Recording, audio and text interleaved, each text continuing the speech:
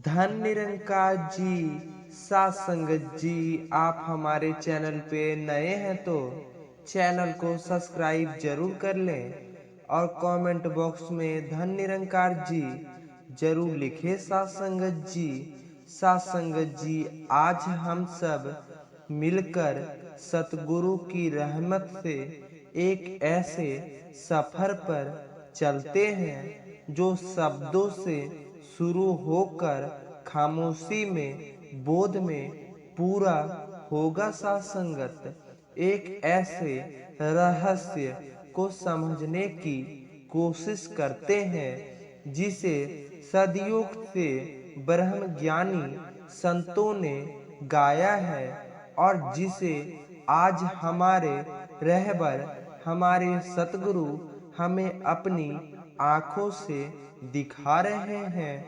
आज हम बात करेंगे उस महान संत, उस ब्रह्म ज्ञानी कबीर साहब की, जिन्होंने समाज के हर पाखंड पर चोट किया और एक ही सत्य का डंका बजाया।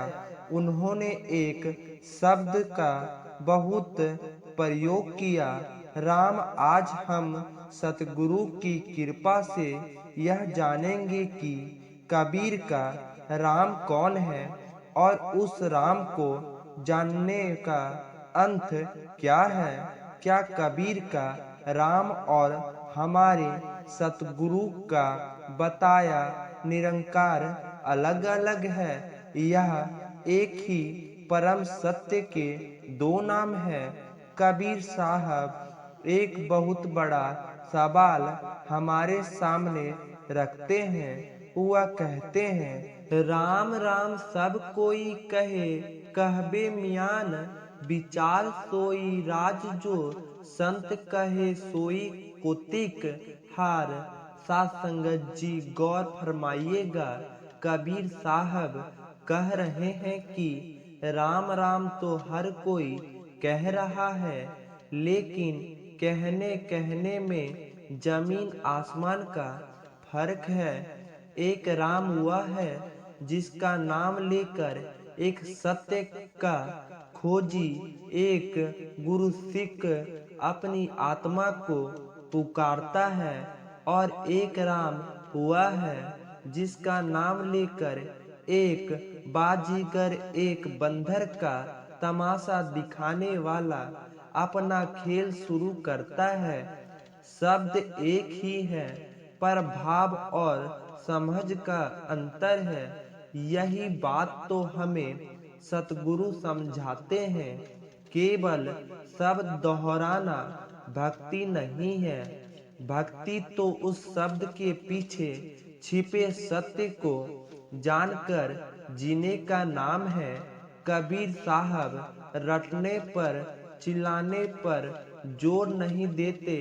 एक पल के लिए सोचिए महापुरुषों, जिस निरंकार को सतगुरु ने हमें बताया है कि वह तो कण कण में है, सह रंग से भी नजदीक है, जो हमारी सांसों की डोर को थामे हुए है, उसे आवाज लगाने की जरूरत क्या है? आवाज तो उसे दी जाती है जो दूर हो। यह निरंकार तो हमारा अपना ही स्वरूप है, हमारा अपना ही वजूद है। या तो मैं के रूप में, तू के रूप में हर पल हर घड़ी मौजूद है। यह तो एक तू ही निरंकार है। इसलिए कबीर साहब चीखने चिल्लाने को नहीं, मानने को नहीं, बल्कि जानने को कहते हैं। और यही जानना तो संत निरंकारी मिशन की नींव है, जिसे हम ब्रह्म ज्ञान कहते हैं। कबीर साहब संसार के दुखों को देखकर कहते हैं, बहुत दुख दुख की कहानी तब बची हो जब राम जाने, यह संसार दुखों की खान है। इस दुख के प्रवाह सागर से केवल वही बचेगा जो हमारा राम को मानेगा नहीं बल्कि जानेगा। जिसने राम को यानी उस घट घट वासी परम तब को इस निरंकार को ठीक से जान लिया और उस जानने की युक्ति से सतगुरु की सिखाई से जीवन जीना सीख लिया, वह फिर किसी बंधन में नहीं पड़ता। यह जानना इतना जरूरी क्यों है? क्योंकि इससे जानने के बिना, इस ब्रह्म ज्ञान के बिना यह आत्मा 84 लाख योनियों के जाल में भटक भटक कर बस दुख ही पाती है। और जो नहीं जानता उसका हाल क्या होता है? साहब कहते हैं राम नाम जाने बिना भव बूढ़ी मुआ संसार। मतलब कबीर साहब कह रहे हैं कि उस एक राम हुआ, राम उस एक सर्वव्यापी निरंकार की हकीकत को जाने बिना यह पूरा संसार अज्ञान के सागर में डूबकर मर रहा है। कबीर साहब फिर अपना भरोसा जाहिर करते हैं, मुझे तो बस इस भवसागर से पार होने के लिए एक राम नाम का ही आसरा है। लेकिन महापुरुषों यह ध्यान देना वह रटने के भरोसे की बात नहीं कर रहे। वह कह रहे हैं मैं राम को जानता हूँ इसलिए मुझे भरोसा है। यह वही विश्वास है जो एक गुरु को ब्रह्म ज्ञान मिलने के बाद होता है, जब वह सिर्फ मानता नहीं बल्कि हर कण में निरंकार का वजूद जानता और देखता है। तो कौन है यह राम? कबीर साहब खुद ही पता उठाते हैं। राम नाम निज जान के छाड़ी देहु वस्तु खोटी, वह क्या कमाल की बात है। यह राम नाम तो निज का है, यह तेरा अपना स्वरूप है। यह आत्मा ही उस परमात्मा का अभिवाज्य अंश है, ऐसा अंश जिसे परमात्मा भी स्वयं खुद से अलग नहीं कर सकता। और जब तू इस अपने असली राम को, अपने आत्म स्वरूप को इस निरंकार के साथ छोड़कर जान लेगा तो बाकी सारी खोटी वस्तुएं, तेरा अहंकार, तेरी नफरत, तेरा फायदा भाव सब अपने आप छूट जाएगी। पर दुनिया की विडंबना देखिए, हर दया बसे ते ही राम ना जाना। जो निरंकार हृदय में ही बसता है उसे लोग नहीं जानते। और उस एक राम हुआ, राम उस एक निरंकार परमात्मा को मंदिरों मस्जिदों में, पत्थरों और मझारों में खोजते फिर रहे हैं। और जब इंसान अंदर के निरंकार परमात्मा को भूल जाता है तो अंदर कौन कब्जा कर लेता है? कबीर कहते हैं सबके अंदर काम, क्रोध और अहंकार का काला सांप बैठा है और वह पूरे संसार को डस रहा है। इस जगह से बस वही बचेगा जो विचार पूर्वक सतगुरु की समझ लेकर इस निरंकार का सिमरन करते हुए इसे एहसास में रखता है।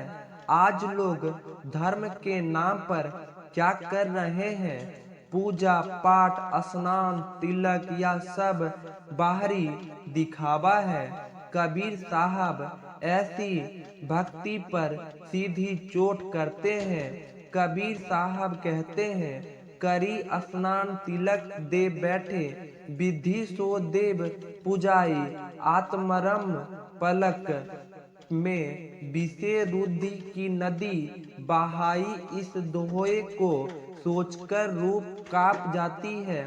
सुबह सुबह नहा धोकर माथे पर तिलक लगाकर मूर्तियों की पूजा की और फिर उसी ईश्वर को खुश करने के नाम पर आत्मराम यानी एक जीते जागते प्राणी की बलि देकर हत्या कर दी और खून की नदी बहा दी। धर्म के नाम पर लड़के खून की नदी बहा दी। ऐसे लोग आध्यात्मिक नहीं हो सकते। यही बात तो हमारे सतगुरु समझाते हैं। इंसान का खून नाड़ियों में बहे ना कि नालियों में। जब हम किसी भी जीव से नफरत करते हैं, किसी को खुद से छोटा समझते हैं, तो हम भी तो उस आत्मराम की हृदय ही कर रहे होते हैं। हम उस निरंकार की ही तो अपमान कर रहे होते हैं, जो उस शरीर में भी बैठे हैं। इसलिए किसी को भी नीचा मत समझो, किसी के साथ भेदभाव मत करो, क्योंकि ऐसा करके आपका सबके भीतर बैठे हुए उस परमात्मा का ही अपमान कर रहे होते हैं। कबीर कहते हैं, ऐसे पाखंड को देखकर हंसी आवे मोही भाई। मतलब कि मुझे तो यह सब देखकर हंसी भी आती है और रोना भी आता है। यह कैसी भक्ति है? अगर जीते जागते इंसान और बेजुबान जानवर में बसते निरंकार को ना पहचानना और उसी हृदय करना धर्म है, तो फिर अधर्म क्या है? तो फिर कबीर का यह राम या घट घटवासी निरंकार सत्ता है।